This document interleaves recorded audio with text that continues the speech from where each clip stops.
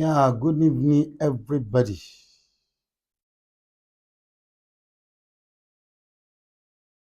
Both YouTube and Facebook. I'm here to discuss. I won't go to that. I say unto the free thinkers, the Christians, and the atheists, and the traditionalists. I say unto me, the peace of the Lord be upon you all. Amen. I say unto the Muslims all over the world that are here right now and those that will be joining us later,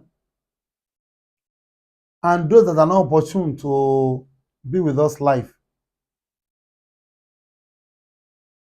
I say unto you, Assalamu alaikum wa rahmatullahi wa barakatuh.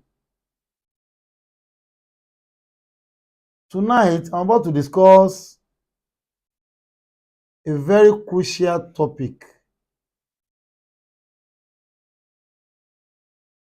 that the Christians has been using to rob the Muslims.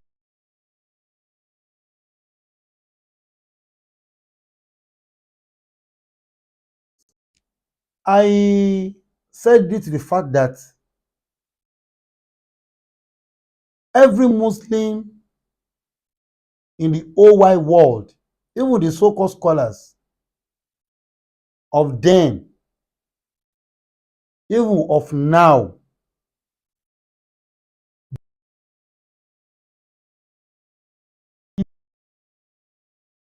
Jesus Christ is the same thing, the same person as Nabi Isa or Prophet Isa of the Quran. My question or the topic we are going to discuss, I'll be discussing tonight, will be based on that. Is Jesus Christ of the Bible and that of Isa of the Quran, are they the same thing? Normally, or virtually every English translators, from Muhammad Ali, Mohammed Pictor, even Yusuf Ali, early scholars that has translated the Arabic Quran into English, believed vividly that Isa is Jesus.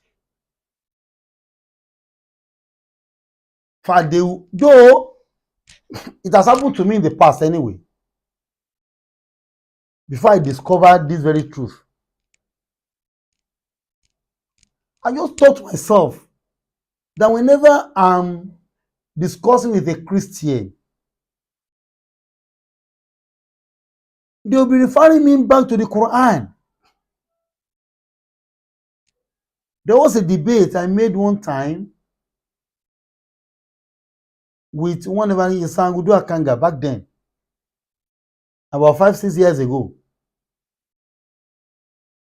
He was asking me,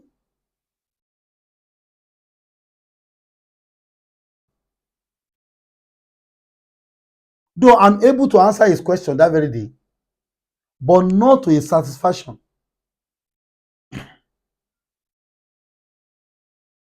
And whenever I'm discussing with them, with the Christians, they do point back to the Quran.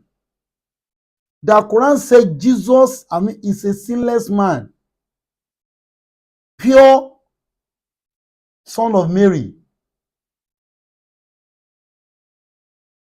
You know, everybody will now get confused. They will now be telling the Muslims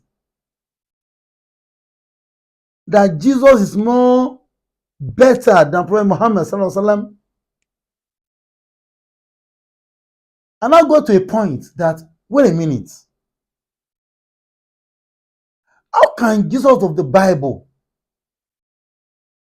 be the same of that of the Quran? Then I made my researches. At the long run, I now discovered one thing in the Bible. There are some stories that were being added to that New Testament after the departure of Muhammad sallallahu alaihi wasallam. Those stories were copied from the Quran to substantiate their point in the Bible.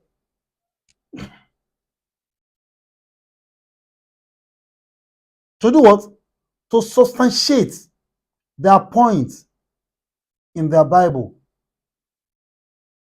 To favor a man called Jesus Christ. But if you say some things to them, to the Christians, about Isa of the Quran, they will say no. That the Bible doesn't portray Jesus Christ like that. They will tell you that the Bible doesn't portray Jesus like that. And I said to myself, no. This is broad daylight robbery. Broad daylight robbery. If they not agreed with how Quran has portrayed Prophet Isa alayhi salatu wasalam, why then do you have to agree that the Jesus of the Bible is that of the Quran? Is that of what? Of Isa alayhi salatu wasalam in the Quran? Is that possible? Capital no. I'm saying this so that everybody will know where we're coming from. Everybody will know where we are coming from. For you to know, please let me share this program. Both Facebook and YouTube. Please share and share and share and share. So that we'll be able to enlighten our men, our Muslim brethren, both male and female. So they will not be deceived any longer. Because this is a deception in the highest order from the Christians. We have been robbed. We have been robbed. Highly robbed by them. So this is the high time. We need to do what? We need to wake up from our slumber. Though those past scholars have really tried. And what affected them back then was that most of them went to missionary schools. I get my point, because I can remember that the first Quran being translated, it was by a reverend, a Christian, translated the first English Quran in 1771 or 73, before the independence of America. So they translated our own Quran from Arabic to English for us. So by that, Yusuf Ali came up, Muhammad Ali came up, Muhammad Pictor came up. They are all trained by the missionaries. So they have portrayed Jesus to be Isa for them. And that's what is rampant among the Muslims as well today. But to cut my long story short, because I wouldn't want this video to be more than even that 30 minutes or 45 minutes. Because I have another lecture tonight, overnight lecture. at Ibrahim Iyola. If you have any question, can join me there. Ijegun last bus stop, Ijegun Ikotun, Lagos. Ibrahim Iyola Street, Ijegun last bus stop, Ijegun Ikotun, Lagos. If you're in Lagos or in that area, can join me tonight. If you have any question whatsoever, let us meet there. I'll be expecting you. Now, let me now go straight to the point. Our question is, was Jesus of the Quran, Jesus of the Bible, the same of that of the Bible, of that of Isa of the Quran? Left to me, according to my own researches, capital no. But there are some similarities that look as if he was. But mind you, the first problem we're having with the Bible is this. They mix up Yeshua's statement and that of Jesus' statement. And I'll point out the two. Yeshua is Nabi Isa. Yeshua is Isa of the Quran. But Jesus Christ never existed in the history of the Israelites. Jesus Christ never existed in the history of what? Israelites. Let me take it this way. The word Jesus itself was from Latin language. Even the Jesu or Yesu that the Yoruba refer Jesus to be is not even in Yoruba language. It was also a Latin word. They either call him Jesus or Jesu. It's a Latin word. So my question, and the Greeks referred him to be Isos. Isos. From Isos to Jesus. From the Latin. They Latinized that Isos to be Jesus. But in Israel, the name of that prophet, of that messenger, is Yeshua. You ask me, is it not possible to Latinize his name or to Greekicize his name? It's not possible. The reason being is this. Okay, you now ask me that, okay, why do you accept Yeshua to be Isa? Very simple question. And very simple answer as well. Isa is Yeshua. You know why? That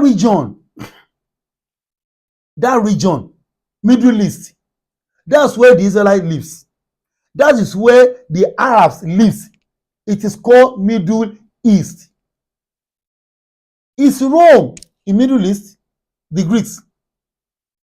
The Latin, are they in the Middle East? So it's not possible. And Arabic and Aramaic are, Yeshua speaks Arabic and Hebrew. And Hebrew language and Arabic are Semitic language. They are almost same. So Greek and Latin has no business with Hebrew or Aramaic. Are you getting my point? So that's why it's more easier for the Muslims